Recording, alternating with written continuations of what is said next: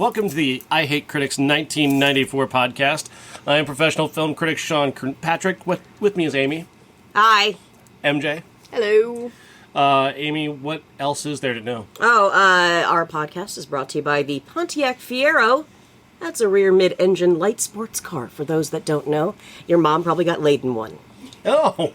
That's who's sponsoring us this week. There's no room in a Fiero for that. That's not true. Have you seen that little back area? If you're short like me, or if you're somebody of smaller stature, you can fuck away in that back seat. In high school, they called it fun size. Fun size! I still get called that. Anyway, get your Pontiac Fiero today. They don't make them anymore, so you have to special order them. We talk about movies, right? I don't know. I thought it was olives. Oh, no. The dream of having the Olive podcast that Fuzzy will never see. Can you give us one olive-related anecdote? Yeah, you don't even like olives. No, I don't. That's I so absolutely weird. hate olives. That's why you should have a podcast. I want to talk about how much I hate them. Each week, it's a different olive recipe. If we just take a picture of an olive, just one, and then you pick out which one you hate the most, we'll discuss that one. Yes, I think it's that one. Yeah, that one. That one specifically. What about it? What quality does it have that bothers you so much? It's shiny. Is it judgmental? It's very judgmental. So you think you'd get along? And it hit my mother with a car. Oh, remember the time the olive hit Jen with a car? Oh, man. Seems like only yesterday. God bless you. That would explain why you don't like it. Trauma. Olive trauma. Trauma. Yeah. So aside from, the absurd hatred for olives, Yes. we had some movies that we watched. Because Yes. that's what this We watched podcast is movies. about. We did watch movies. A movie called I'll Do Anything, directed by James L. Brooks and starring Nick Nolte. Sex symbol, Nick Nolte. Don't ever say that, because that was never People's true. sexiest man. That was never Nick true. Nolte. That happened. It was on the That's a cover of thing. People magazine, wasn't it? It was the thing that happened. You know what? I gotta bring it up. Yes. I gotta bring it So up. uncomfortable. Do not. No. Yeah, I'm gonna bring it up. No. Look at even Chewy's angry about it. Chewy. Yeah, he feels it too. Sexiest man alive. See, it just came 1992. Just 2 years before this movie came out. That's Probably while he was right. making this movie, he was named People's Sexiest Man Alive. Right here. There it is. Check out these glasses. Oh. Mr. Sex himself. He's strong, sensitive, and squared away. At last, Squared away. he's wow. a man's man that women can't resist. Now show off his DUI photo. Oh, that's my favorite one. Right here. Oh. That's the star of our film. That's fantastic. He's a very handsome man. The Scarecrow had a bad night. Oh, that's so sad. Yeah. Poor guy. He never recovered from this Truly, not being a musical. It's a Hawaiian shirt. A Hawaiian shirt. I mean, look at him. He's just wild. He's just It's wild. great. It's great. I don't know if I'm comfortable with you being a person who wears a Hawaiian shirt. I don't know. I'm kind of against it, but that's just me. I just watched the Simpsons episode the other day where Bart. It's the John Waters episode, and Bart starts Love that wearing one. a Hawaiian shirt, so Homer assumes he might be gay. What the hell? Because only gay people have that much personality that they can wear a Hawaiian shirt. I don't understand. It's so weird. Okay, I really need you to sit. You sit. I'll Do Anything is the story of an out-of-work actor who refuses to compromise his artistic vision to get work, so he just sort of drifts around. Then he gets a daughter out of nowhere. She's 8 years old. 7, 8, something like that. Yeah, she's young. Yeah. She's a child. Her name was Whittni. He had it with Tracey Ullman playing with a terrible accent. I loved Tracey Ullman's southern accent. I'm sorry. It was terrible. Whittni Wright, that's who played her. The Yeah, little girl. Yeah. the little girl. She's cute. Yeah, it kind of felt like with Tracy's character, we didn't. If you're gonna have Tracey Ullman in a movie, have her in the movie.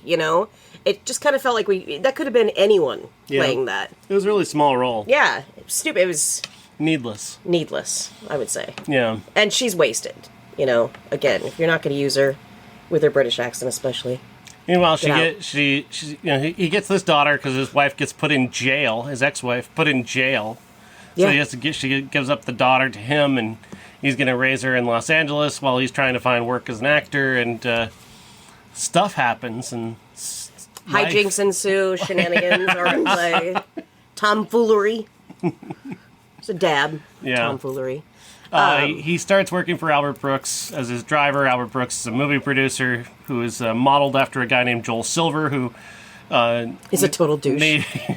he made a lot of movies, the Lethal Weapon movies specifically. He made a lot of blockbusters, and he's been termed what they call a vulgarian. Vulgarian. He's a vulgarian. He likes vulgar things. Well, don't be that. Oh, fun. Yeah, okay. He's obsessed with the test scores on his movies, and that's where he meets Julie Kavner, who runs the testing on his movies. And in just the most wonderful irony, this movie was to contain a song all about a producer who lamented the scores on his movies. And then they put this movie, and they tested this movie for an audience, and the audience hated it. Hated it. And they took out the song about testing the movie. There's a lot of irony in there. That's so true. Yeah, that's pretty funny. This was a musical with music by Prince, Sinead O'Connor, and was it Joni Mitchell? Yeah. And after they tested it, they took all of the music out. They had Twyla Tharp do all of this choreography for Noted dancer, Twyla Tharp. legend. Mm-hmm. And, Absolute legend. they just took it all out. After one bad test screening, they're like, "This isn't a musical anymore." I don't care that we paid Prince $27 million for this music. Oh my god. I get, like, if you want Prince, Yeah. you gotta pay for Prince. Yeah. Yeah. But it still is so weird now You should watching probably this. use Prince. Well, yeah. But watching this film back, considering what kind of soundtracks he's I think of, like, Batman. I think of Girl 6. Mm-hmm. You know, stuff like that where Prince's music is a whole character in a film. Mm-hmm. This movie and Prince, not the same. Like, How did anyone not notice that? it's like a piece of cardboard, a piece of cheese, and a piece of bread. This is a not to denigrate my own people, but this is a very white movie. Yeah. The great thing is you don't ever have to worry because Yeah. it's already out there. You know? Exactly. Yeah. It just I don't like bringing it up, but yeah, I don't know. It doesn't sit right, does it? It doesn't. No, it doesn't. And No. again, I'm trying to imagine what that would even be like, his song, in any of his songs. And then- Now imagine Nick Nolte trying to sing one of those songs. No. Or dance to any of those songs. I can't see it. It would look. I'm about to put this. I'm going to sing a song now for you. Oh, no. My name is Nick Nolte. No. Did you eat glass again, Nick? Why does he sound like that? Like, perpetually like that? Good God. I don't know. You're talking about the youthful, sexy lead of our sexy movie.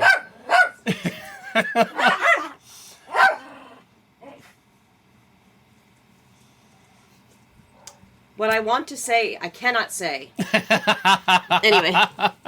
Sorry. Do you find him attractive like you do Dennis Hopper? No, because that's different. Dennis Hopper is like... The only reason he's hot is because he's always evil. Like Gary Oldman. You know what I mean? There's something inherently sexy about a villain. You and Gary Oldman. God, he's so fucking hot in that movie, though. Oh, God. Give me Gary Oldman and Dennis Hopper with a piece of cheese in the middle. I am obsessed with sandwiches today. I want a grilled cheese now. That's all I've been thinking about. Fantasizing in your head, just grilled cheese. Well, because we heard about it in Reality Bites, but we'll get back to that later. Anyway, no, and as I'm trying to post a picture of Nick Nolte on our Facebook, which you can find us at facebook.com. It's a website. http://www. Right. I Hate Critics, 1994. I think to myself, two things. One, why did we always mix him and Gary Busey up? But then look at this blonde picture, it's hair. like, no, that's why. Yeah. Because they're both fucking crazy. Circling back, how do we all agree that he was miscast as a lead Desperately. in this movie? Yeah. Yeah, no, it didn't work at all. It did, because there was nothing, I felt nothing when it came to he, and again, I had generally positive memories of this, because Mom and I went and saw it in the theater, and all I keep thinking is, was I just stupid back then? Because he's unbelievable. Having said that, Albert Brooks, Julie Kavner, how do we have two awesome people and they're just so misused in this movie? It's very weird, right? Because, like, here he is, like, 2 years before, as he's making this movie, he's named People Magazine's Sexiest Man Alive. And then there's a plot point in this movie where he's going to get this part in Albert Brooks' movie, but Albert Brooks asks Jolie Richardson, who's his love it, who he's already been having sex with, sort of, kind of. Yeah. Something about that sex scene later, but he actually looks at her and goes, would you fuck him? Well, would you fuck him? And she's like, well, no. But you did! You did already. Like, dude, You you done it literally, you don't find him attractive, but you... He's not movie fuckable. He's real life fuckable. But he's not even that. And again, I'm sorry if he has a wife and children. I don't know how that worked out, but like to me, Well, you don't find this attractive? oh god, it just Hey, that's baby. the sex scene alone in that is What so was that? awkward. Like I What was that sex scene? don't I don't know. think it was sex. He's just I on think it top was a of her, weird just ritual. kind of like clinging to yeah. her. And like he's And he moving just like we used did to a- think humping was. Everything about it was so off-putting, and he was very moist. Again, there was a little moisture there that was none of our business. There's a lot of grunting and faces. Oh god, and it was Nick Yeah, Nolte oh. grunting. Yes. None of our business. So again, And she's like, for you, I'd almost shut off my phone. oh my god. Let's think back. And feel free to chime in, because I know you won't. All of the hot guys from the early 90s, conventionally attractive guys, I'm sure they were all free to do this movie. I'm sure somebody else could have gotten the role. Or what about an up and coming? I mean, you probably could have got Clooney at this time. Probably could have gotten Clooney for this. Yeah, because he was ER just started. God, he was hot.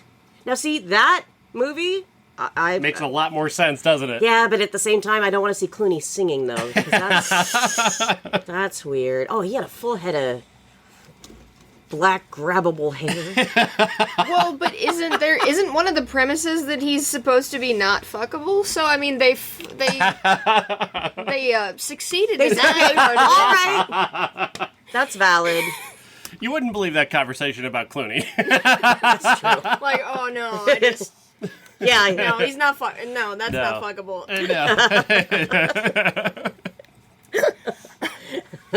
Cats want to fuck George Clooney.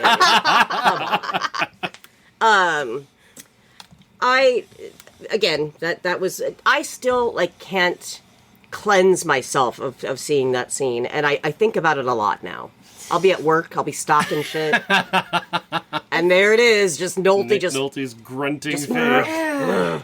It's all sweaty. I think that's why I tuned it out a little bit, because of that scene. I think it was that scene that made me forget it. It's like, no, we don't have to relive this. Yeah. You tell that to your therapist.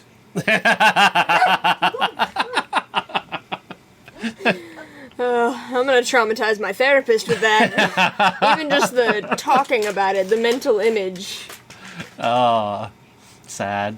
But Albert Brooks was good in this movie. He plays the movie producer. Yes. He's got a line that's just kind of stuck with me ever since that I saw it, even for the first time. It's like, I don't put what I like in my movies. You want to know what I like? Come to my house and look at my lamps. That's what I like. He doesn't make movies to make people to put things on there that he likes. He was making money. He is, again, to me, he and Julie Kavner are the only saving graces in this movie. Like, if I could just take them and make a film I'll wait, it's cool. Just about them, Yeah. I would see that movie. I would love that movie. I would wrap my arms around that movie and lick its face. I'm gonna check in with that. There were elements of that plot that worked. And the kind of the movie satire stuff that was taking place was kind of working, but so much of the rest of the movie just doesn't work. Yeah, it's the whole plot with the plot with the little girl is supposed to be the main plot. We've talked nothing about it. yeah, and it was. I mean, I feel like they kind of. I know that they were supposed to be strangers, but they didn't really. It didn't really seem like it was a naturally formed bond to me. Mm-hmm. I don't know. It just, but even by the end of the movie, it was just kind of, seems a little weird and rushed. I don't know. Yeah. Very forced. His sudden, devotion to her and her acting career seemed like, again, very forced. Yeah. Very much like the plot is telling us we have to do this, and it's like, oh, well, this is where it has to end, so we gotta get there somewhere. Just push through it, man. Just push through it. It's not working. what do you think of Jolie Richardson trying to go back to him, though, after she's cost him this job by saying he's not fuckable, and he finds out about it? She still tries to go there and fuck him and be part of his life. And then she, tells him because she feels guilty, and it's like, you think that is gonna end in something good? You thought that was gonna go well for you. You saying the man you're fucking is not fuckable. You literally told a whole room full of producers that were analyzing him, and you didn't defend him. You said that he was gonna be this main character. She was like, I think you would be great for this. I think this is your role. Nope, it's apparently not your role, man. And that's the movie then tries to be about integrity. It tries to be about being an authentic person, and it's like, where did that come from? Where is that in the rest of the movie? Now that's the point of the movie. Is suddenly it's about integrity now. It never was before, but now we're changing objectives here, and it's not clicking. Then again, what was the movie about before? I don't know. I don't. A lot of nothing happening. A lot of nothing happening in this movie. It's a whole lot of just not anything interesting happening. No, definitely not. Just kind of there. Yeah. And James L. Brooks is not a bad filmmaker. He's a very good filmmaker, in fact, for the most part. I don't know. I should have stuck to his guns and kept the music. I want to know what that looked like. I'm scared of what that looked like, but I Apparently, it's know. out there. It's like a piece of lost media. But it does exist somewhere. People have seen the musical cut of this movie.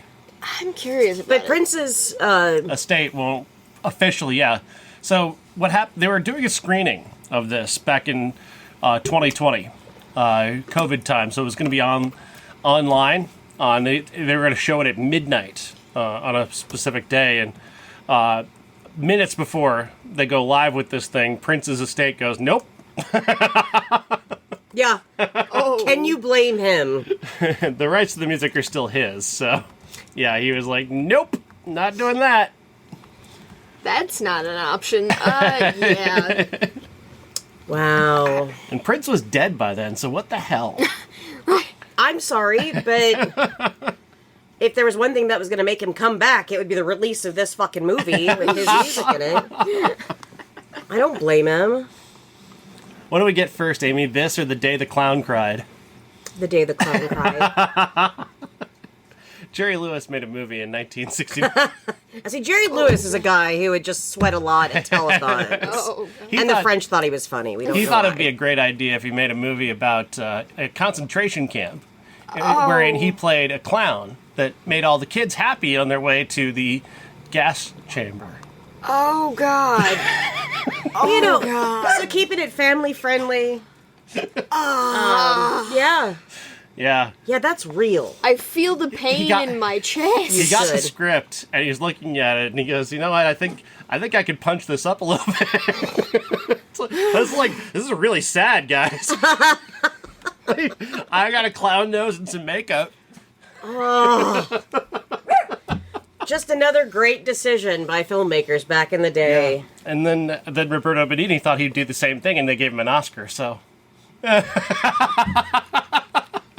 remember when he won the award? Oh, He's so God. obnoxious. So obnoxious. He just got up on the theater seats and started walking over people to get up to the stage. It's like, dude, Oh, it's so... Yeah. is that how you act in Italy? I don't think so. That's because he's Italian. He's awful. And And awful. Yeah. He was like 50 when he played a child in a movie. Is that true? Well, he played Pinocchio, yeah. No. Yeah. Benigni played Pinocchio. Okay, now I gotta look at a picture. Fuck. Roberto. I'm very curious about this now. Well, we'll find out. Didn't he in his Oscar speech just look out at the entire crowd and go, I want to make love to all of you? Oh yeah, that's right. That's right. Sir. Oh my god. Yeah, that's real. I didn't think that was real. That's real. It's real. I was hoping it wasn't real. It is real. It's very real. I can That's- see it. It's on the screen right now. Right here. And then there's his nose. It looks like a little breadstick from an Italian restaurant. Wow. That feels like a cursed image. I know what I'm going to get you for your birthday. A framed portrait of Roberto Benigni as Pinocchio. Jurgen Prochnow turned the role down. Well, Jurgen was in high demand, though. Can you blame him? Can you blame him? Can't take Jurgen away from his good projects. Yeah. Hot projects. It's too important for this. So yeah, isn't that great? And then Robin Williams decided that he would also like to play a clown in a concentration camp movie. Wait, that's not what Patch Adams was about. Jacob the Liar. Oh, that's right. I just thought Patch Adams was the worst one he's been in, right? He had a clown I'm a nose. comedian who needs to be taken seriously. What if I'm a clown at a concentration camp? I'm gonna change my Facebook bio. Change it from official tickle recruiter to Like a clown at a concentration camp. that's Amy. That's our Amy. Just like a clown at a concentration camp. And then Pauly Shore shows up. And Pauly Shore in Schindler's List. God, if we could cancel ourselves every week, it'd be a blessing. We have all these ideas. They call us the idea people. Oh, They're horrible ideas, but So, which is why we're Nonetheless. not the execution people. there it is. There it is. The execution people. That's the technical name, right? I believe so. You know those execution people at the concentration Oh, camps? God. Oh god, So back to I'll Do Anything. Yeah. A romantic comedy. went so far. From Not, it. not about Nazis. Thank God. Very happy with that. Yeah. Well, so here's the thing that I don't know. I'm good. I'm good. Baba, come here. Come here. Up. No, come up. Up. Up. Up. Up. Up. Up. There you go. Good boy. All right. yeah. We got this. It's a bad movie. It's not a good movie. Okay, I don't think it's a bad movie. I just say remove Nick Nolte from it. Put someone else in there. Well, yeah, or you know, and even get rid of the little girl. Weird thing people might do in a movie: put somebody appealing in the lead. I know. I don't know. It's just like In a the thought. 90s, that was such a novel idea. Because let's face it, like in the 90s, everyone was ugly. Nick Nolte was Really? like 60 when he was born. I know, wasn't that weird? Why did he always look like he was 60? What, remember, 10 years before this, he did 48 Hours, and he was like Danny Glover levels of full. I'm done with this shit. Like, you know. I'm too old for this shit. Yeah. Can you, Oh. and how, I mean, bloated Nick Nolte from fucking 48 Hours? How, I mean, he looks better. Does Like, he? he still, He looks he's cleaner. He's had a fast. He took a shower? Why do I always associate Nick Nolte with not shower? It's probably because of the mugshot.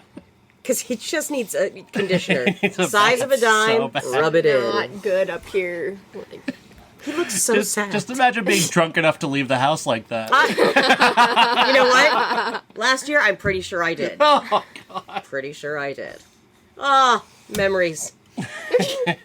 Anyway, I would say I didn't think it was a horrible movie. I don't think of it at all. Really. Yeah, it just doesn't have a plot. Yeah. It doesn't have characterizations very, very strong. I think a lot of it was left out in the music. Yeah. I think you abused Albert Brooks in this movie. I think he deserved better, but then I would watch him in anything. I think he gave the best he could in that. He was doing with what he had. Yeah. Yeah. Yeah. He just definitely met Joel Silver. Yeah. And he fucking hated him too, which I think is great. It's probably why he played him to perfection. That asshole. Yeah. You didn't even mention his bed.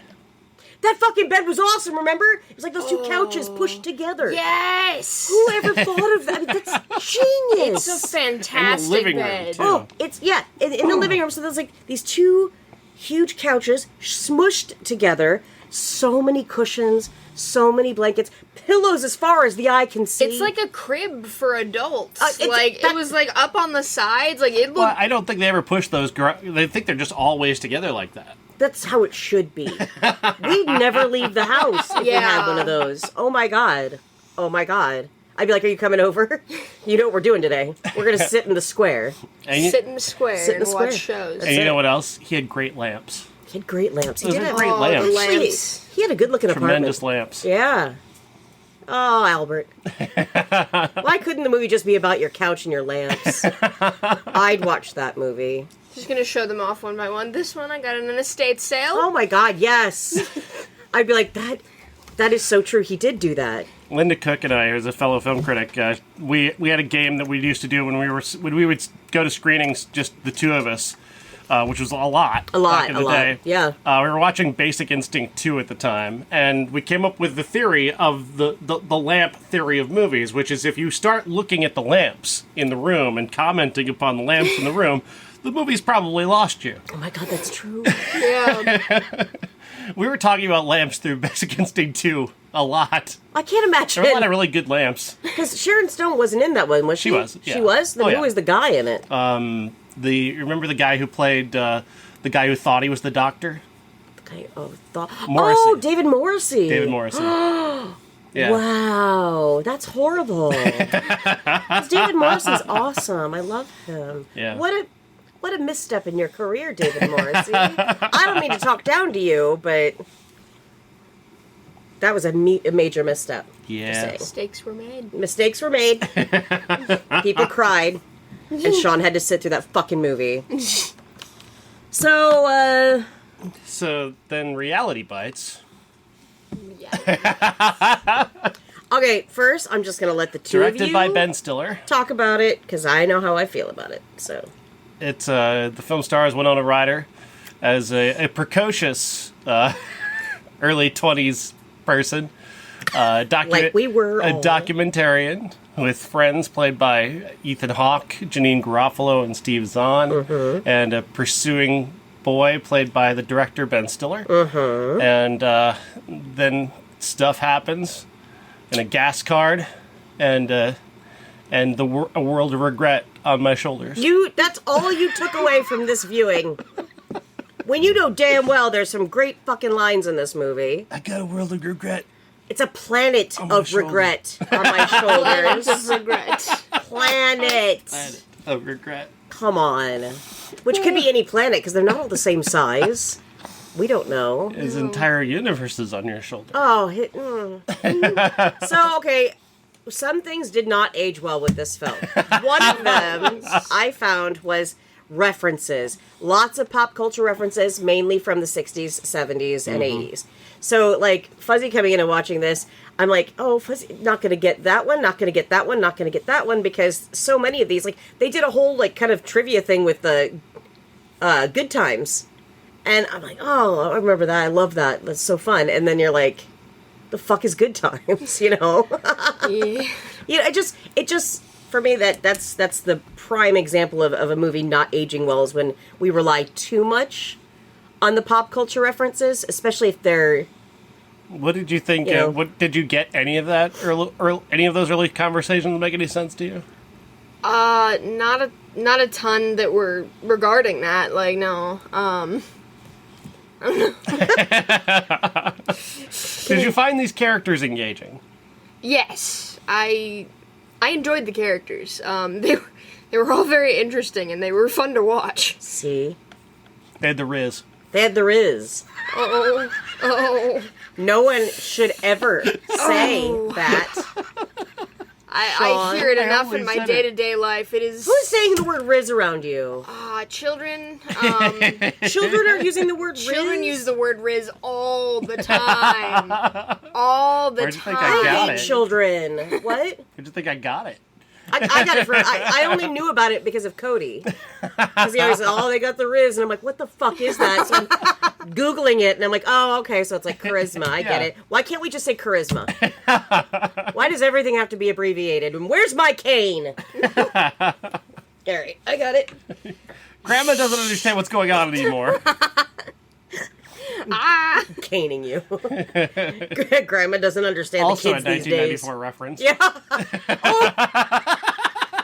Oh! Forgot about the caning. The guy got caned.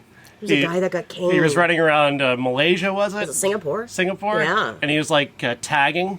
So they caught him, and when they caught him, they They just caned him. caned the shit out of The him. shit out of it. I feel like I've heard of that His before. whole body's like the shape of a cane now because he was caned so bad. Here, let's try it. I don't remember whatever happened to that guy. I don't even remember his name. I just remember that happening. And like the divide, like between like Yeah. your friends who are like, yeah, kick his ass, and the guys who are like, they should let him go because he's an American. Yeah. Remember that? Oh, it is Malaysia. Oh, no, yeah. Singapore, Malaysia. Same thing, right? I don't know. Caning in Malaysia. Corporal punishment. Who is the guy from America that got caned? I need to know. Oh gosh, Because we all said it. Michael Fay. No, that's it. Michael Fay. That sounds familiar The now. caning victim. Yeah, victim. Don't go tagging shit. Well, I mean, how old was he? Was he like in his 20s? No, it'd be funny if don't he was like 70. Yeah. He's just tagging shit. Yes. Oh, if he was 70, they could have caned him with his own cane. Give me your cane. What do you say? Yes, I'll have some more. Anyway. What's the plot, Amy? Of Reality Bites? We don't know the plot. It's about 4 young individuals who are trying to find their life after graduating college. Like we all did, except I dropped out of college. And then I went back when I was in my 30s. So it didn't really resonate with me in that way. But having a job that barely pays you in retail, definitely there. Awesome outfits that Jeanine wore, definitely there. Managing a Gap versus managing a disc jockey. That's true. But, I mean, I totally get it. I mean, I went to the Gap. It was right down the hall. And I like denim, just like the next person. You like beige, just like the rest of us. Just give me some khakis. Denim on top, denim on the bottom. Oh, so much denim. Covered in denim. Right. But, like, you know, again, timely when you think about it, because at that point we have a massive AIDS crisis. And Yeah. so, you know, I like that I mean, yes, does the movie have room for that kind of emotional weight? I think it was fine. I think Jeanine did a really great job. We are family time. Get off your fucking phones, both of you. I'm just doing research about our show here. Having school things popping up. It's great. Why is it whenever I'm explaining a movie, you guys I was decide, like, oh, listening. you know what? I got a book on I tape, you was guys. listening. I was listening. Anyway. You were talking about AIDS. God, Nazis, AIDS, anybody else? Let's talk about alcoholism next. Yeah, so anyway, and then, you know, we've got Steve Zahn's character who was afraid Never find out what happened to him. Nothing. He does not get an ending in the movie. He's gay. Yeah, but The end. did his mom welcome him back? I don't think so. Because, again, in the 90s, but it was really hard for parents to accept shit like that, though. Oh, yeah, it's so easy now, right? It just... Oh, yeah. Oh, fuck off! You guys didn't even know what gay was, and I was having gay dance parties when I was 6. Jesus. No, the truth is that it was a lot harder back then. It was not accepted. Yeah, gay dance parties. I'll tell you about it. I have pictures. But I had friends that would come out to their parents, and their parents were like, yeah, you gotta go. Oh, more caning. Dimensions of the cane. What is this?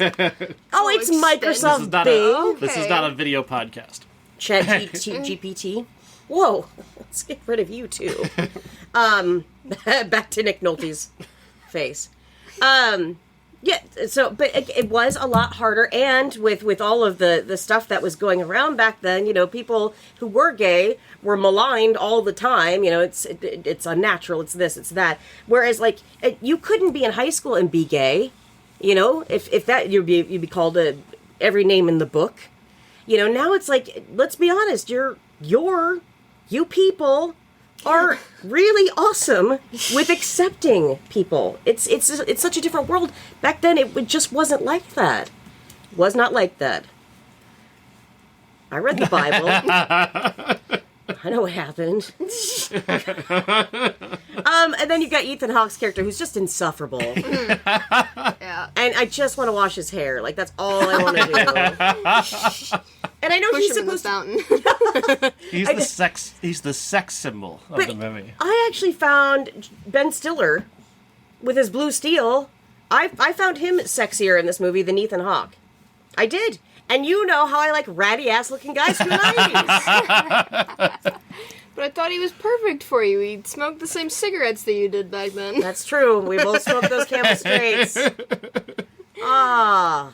We didn't have the internet back then. That's all we could do was smoke. Right? I didn't smoke. Back me up! I've never smoked in my life. Oh, that's right. No, but you have the lungs of a smoker. You can thank your parents for that one. Oh, God. It's a constant haze just everywhere. And then, in the 80s and 90s, you just walk somewhere and everything looked like a Los Angeles sky. Oh. Just smoke on the ceilings. Nice, just gooey. Like this house. These white tiles. Yeah, these were white ones. Yes. Not But you would have these in anymore. your home in the 90s, and they would turn yellow within months. Just bright yellow. Yeah, the bathroom was once white. Now it's just, we call it nicotine. Very great. gross. So gross. Well, that's what your lungs are like. So, but it was funny because I don't think there was a scene without a cigarette in this movie, which No, it didn't you seem could like not it. get away with that now. Ethan Hawke smoking in a hospital. That's fucked up. Hang on, I gotta get on a plane. Somebody give me some cigarettes. In a hospital. Like, dude, people are on ventilators in hospitals. Right. And they're just like, You don't mind, yeah, right? I don't. Do you have a light? Well, he's a rebel, Dottie. A loner. Oh, now see, if Paul Rubens was in this movie, he'd be less insufferable. No, it just, everything that came out of his mouth, and how they painted Ben Stiller's character to be like this, he's awkward. Back then, they really wanted us to think that he was kind of an idiot. And really all I saw was a well-meaning guy who was a good guy. And he got fucked in the end. She ended up with Greasy McGrease's face. I mean, he also sold out her documentary, too. Yeah, but then he Yeah. said he would go back and change it, which Yeah. I believe he would have. Give him a chance. Could he have, though? I feel that like point, at that point yeah. they probably wouldn't have been able to change it. Disagree. If he said he could take out that pizza thing, then he could take out a lot of it. I'm sorry. Their faces on pizza, right? The other want part that, like- thinking that was the biggest problem with it. It was a problem, but it wasn't the biggest problem with that movie. I want to take that and I want to put our faces on that and make that our picture on the Yes. Facebook. Yeah. Absolutely. Nothing against her as an actor. Winona Ryder's great. That documentary is not a documentary. It's not a documentary. It's like That's just you fucking around with your friends. just- Tanner and I used to do that all the time with their mom's video camera. Just walk around Princeton talking to people. right. I recall seeing that when I saw this as a kid. Like, Ben Stiller's right. You need to dress this up a little bit. Yeah. You're going to need a better package. But then they just so MTV, like over the edge MTV, in your face, if you will. Ah. Which is the name of the channel. Extreme! God, I hate extreme things. And Riz. I hate Riz now. It's not good. It's none of our business. But, so, overall, you guys just get out of the way, because I do like this movie, and I care about it. It has a big place in my heart. The soundtrack just slaps, and I think it's a good movie. It's dated. Mm-hmm. Things didn't age well, and I really don't like Ethan Hawke in it. But I do like Ethan Hawke, so I like Ethan Hawke bathed. No more grease. No. And I'm like, I haven't showered in 2 days. What am I talking about? So I don't think your hair looks as greasy as his does, though. He looks like he literally just lathered grease. it's like he just laid in like Crisco and rolled his head in it. And he's like just this intellectual poet guy. He didn't really seem like he was doing it. Like, I know. It just kind of. He didn't say anything incredibly clever. It was more just like.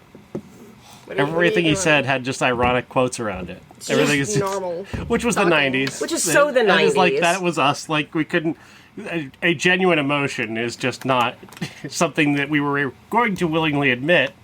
You couldn't take a side. Nobody took sides in the 90s. You don't take a side, and because that might open you up to potentially being mocked by the other side. Good point. There was none of that. There was no. It was just everybody was just posing at all times, trying not to have a feeling of any kind that could be interpreted in any way. I feel so seen right now. My nose. Okay, so there's a difference. You could be the quintessential 90s guy, Matthew Perry, very much us, that generation. Or you could be this asshole, who is so pretentious. And, like, I keep thinking, like, did I like his character back then? I don't fucking think I did. Because, I mean, I don't like myself when I get into deep philosophical conversations. And, like, now I think back and I'm like, I think Ken and I and my friends, we would try to have really deep conversations. And if we listened back to them now, we'd be like, God, we're fucking stupid. You know what I mean? Like, shut up, you guys. That's how I feel. But like, I think Winona Ryder actually carried that off with her character quite well in this movie. Just like she's full of emotion. She's like, I was gonna be something by 23, and I'm like, oh my God, you're a zygote. Take your time, love. I mean, you're doing better than the rest of us, you know. So, just little moments like that I didn't love, but I did love the movie. So you guys, tell me. Are you being sarcastic, dude? I don't even know, man. Greatest line in The Simpsons. It just captures everything. It does. It's so our generation. We at a certain point, we just stopped knowing whether or not we were being ironic or not. It just sort of becomes like the way you talk, and then you're like, and then nobody knows what you're talking about. Exactly. Like, are they going to the store, or are they, okay, I'm going to the store then. Are they actually going? Are they mad? That's so very Midwestern, too. It's like you can't tell, are you joking or are you mad? It's very much that way. I don't know. Fine, I will stop breathing. Oh, that's just great. Now tell me, did you like it or not? I don't care for it. I want a reason. It's kind of cringe. Of course it is. What have we been doing on this podcast? It's the point. I don't know. It doesn't feel authentic anymore. Maybe it did at the time. It doesn't feel authentic anymore. It feels like people who think that they are talking like real people, but they're not. It's true. It just doesn't feel real in that way. I didn't want it to feel real because I think real sucks. This was written by, nothing against Stiller, I love Stiller, but this is written by somebody who is listening to people talk as opposed to actually talking the way they talk. Yeah, that's true. That's true. You? I liked some parts of it. Thanks. I think it's kind of like, I like half and half. Like, I liked some of it. I thought some of it was a little iffy, but... What did you think of Ethan Hawke? Well, you know, they say that you're a good actor when you can make someone hate your character, and, like, I think that's pretty good. Yeah! He's a good actor. Yeah. Because we all hated him, right? Did you hate him? You kind of liked him. I didn't necessarily hate him. He had moments where he was, like, questionable. Yeah. Very questionable. Like, he kept he was it was very much pretending to be something. Yeah. Like, and No, just stop it. Stop it. Get some help. I agree.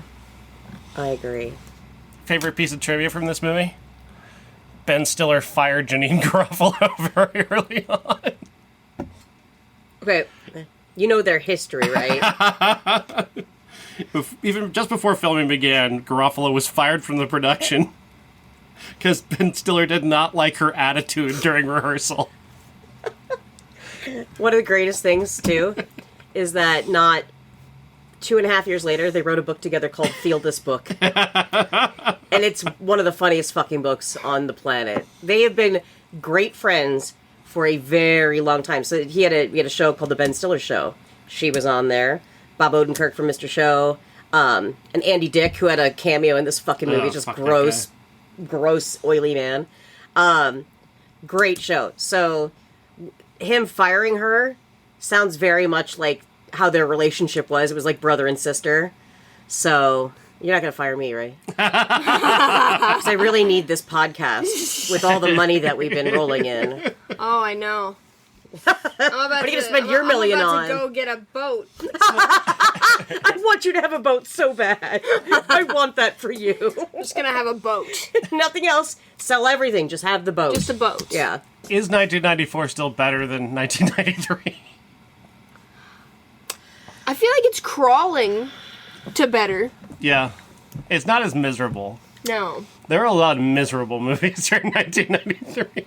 I think that really did add to my depression last year. I think it did. I feel myself slowly coming out of it. Yeah. But I feel like 94 is going to disappoint me. It was disappointed me every week so far. Oh my god. Just wait till we fucking get to like Pret-a-Porter and shit like that. That Julia Roberts movie that nobody fucking remembers but me. And the Aini Kamosi song, Hot Stepper. Oh, wow. Oh yeah, yeah. A movie about models. Nobody remembers that. Because it's fucking horrible. It was a horrible movie, and the soundtrack was awful too. It was called Ready to Wear. Ready to Wear. But in, Europe, it's Pret-a-Porter. All right. Who is our sponsor for the final segment? Oh. The Pontiac Firebird? I feel like that's our sponsor. Yeah, it's brought to you by Bach Hotel. Cheesy Fiesta Potato Scented Deodorant. What the hell? Yeah. The Pontiac Firebird's going to be very disappointed. Well, I think that this is the appropriate thing to wear in a Pontiac Firebird. You smell like cheese anyway. What are you obsessed with right now? Robert Sheehan. No, I mean, what recently are you obsessed with? Robert Sheehan. What are we talking about? I thought we came up with... Oh, shit, I forgot we talked about that. Why don't I remember what I was obsessed with? I don't know. God, I'm have to... Really pathetic. I know. You're totally blowing this. What outside you go of first. this show are you obsessed with right now? Oh. I gotta look at my text for sure. I'm obsessed with a lot of things. I have a lot of obsessions. Nothing standing out particularly right now that you're like, I've got to, as soon as this show's over, I've got to go continue to... Well, only thing I've been doing recently is, it's not really an obsession, but I'm studying my script, so that's been kind of obsessive. You're going to be an actor. An actor. An actor! Actor! And then when that happens, we're all going to be famous. That's why I've always said we need to exploit the youth. I've been saying that since you were born. And now it's actually happening. You're going to be the next Michael Biehn, kid. Oh my god. What a horrible thing to say. Michael Biehn. All right then. Don't feel sad that it's over. Be glad that it ended. I don't think that's the right way to say that. Anyway, my obsession was watching behind the scenes and old movies from the filmmaker Savage Steve Holland. I went down a rabbit hole after watching Better Off Dead, which is one of the greatest movies of all time. And I remembered One Crazy Summer and How I Got Into College, which a lot of people don't remember that one because it was right there at the end of the 80s, right at the beginning of the early 90s. And I watched a bunch of this behind the scenes stuff and I watched like panels. So like the $2, He was on the panel. Like, what did he have to offer the panel at Comic-Con? I don't know. $2. But it was still great to see him. But I was saying to myself, it's like, God, I watch these movies, these three in particular, that I just enjoy. Again, amazing soundtracks, amazing actors in all of them. I enjoyed them more than a John Hughes film. And again, don't get me wrong, because I like John Hughes. But I think Savage Steve Holland had something.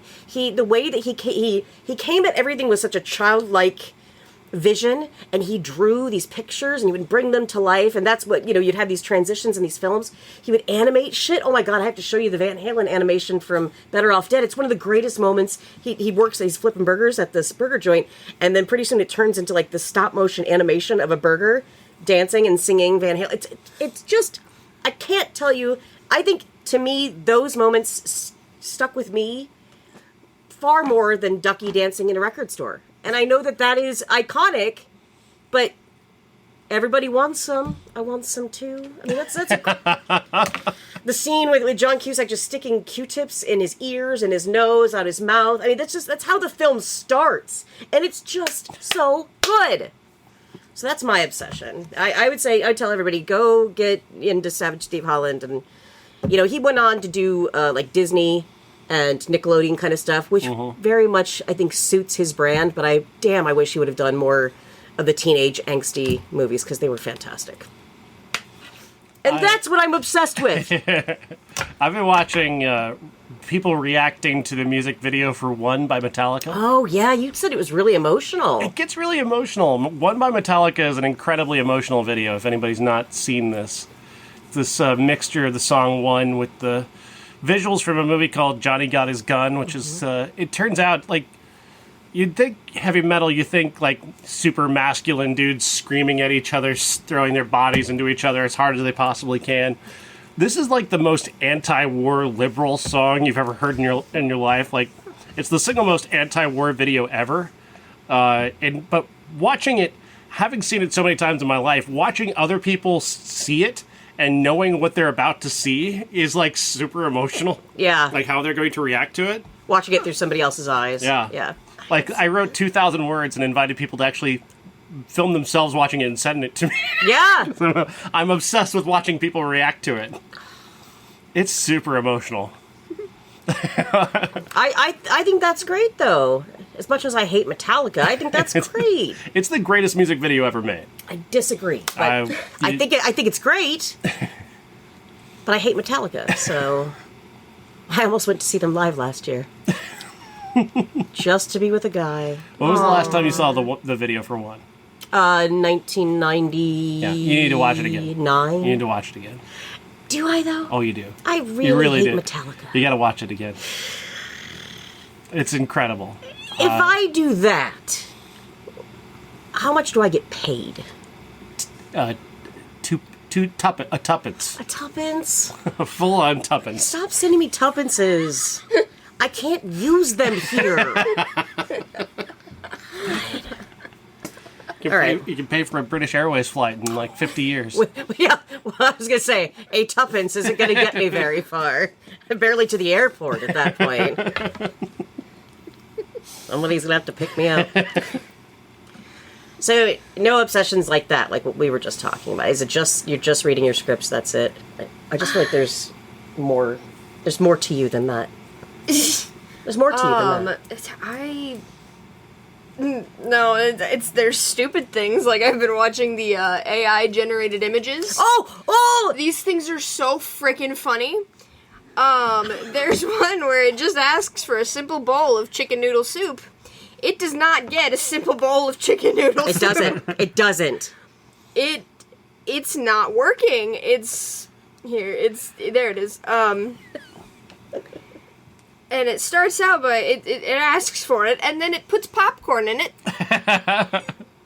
Also, there doesn't appear to be any soup in there. No. And then it's like, and then it explains it very, like, so it says, I understand that the combination might seem a little unusual. Sprinkling popcorn atop chicken noodle soup delivers an unexpectedly harmonious blend of textures, marrying the soup's traditional warmth and tenderness with a crunchy, broth-softened topping for a novel and engaging culinary twist. That's not how popcorn works. No.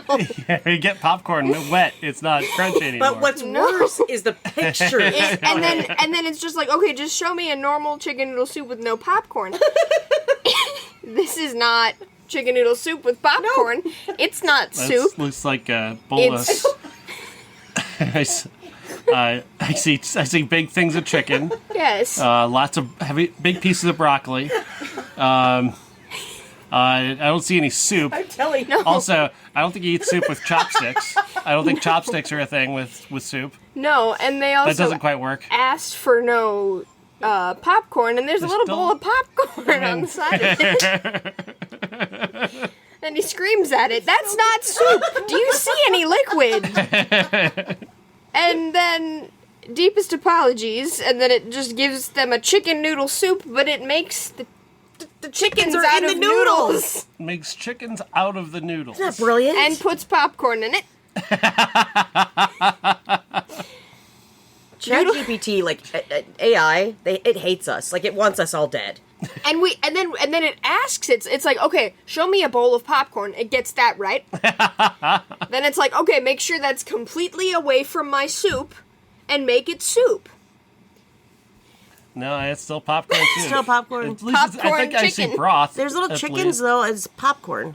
The popcorn. They're It's popcorn chicken. Obviously. Popcorn chicken. But in that's soup. not what they asked for. No, and then it just wants a chicken noodle soup, and it finally is like, okay, all right, we'll give you an image of chicken noodle soup, and this is the last image it gives them. Chicken eating noodles. A chicken sitting at a table eating noodles. And the chicken's name is Soup. Oh.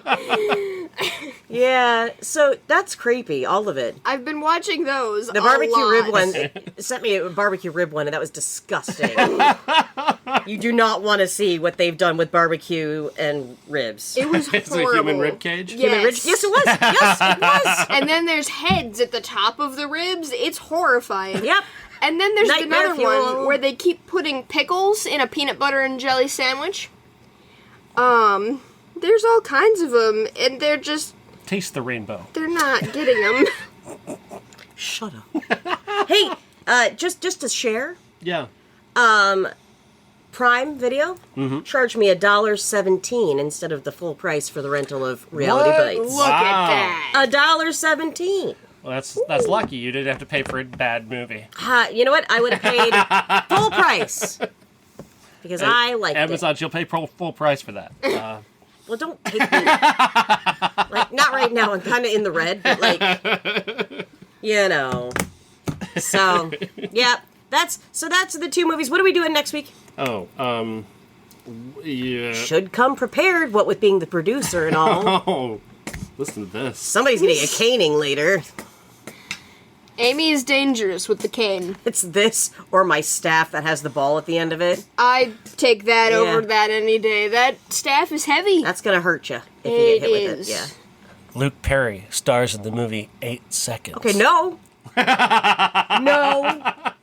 I'll probably cry if I see Luke Perry. Oh, I forgot. You know who Luke Perry is. Yeah, That's he was in my right. Riverdale show, and they did this whole like send off for him on the show. I bawled my eyes out. Oh my god, I bawled my eyes out. It was so sad. Oh, it was so sad. But he was We'll be really watching hot. 8 Seconds with Luke Perry. We are really going to watch that That's one? the only option. I disagree. There has to be more options in that one. We're not watching Sugar Hill with Wesley Snipes. Oh. Sorry, Wesley. You have really disappointed us on this podcast in the past. Yeah.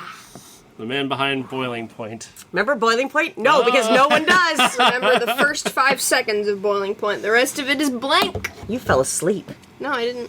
You just don't remember I it? just don't remember it. It's like I remember the hotel room where he was in for a fraction of it, and then the rest of it's blank.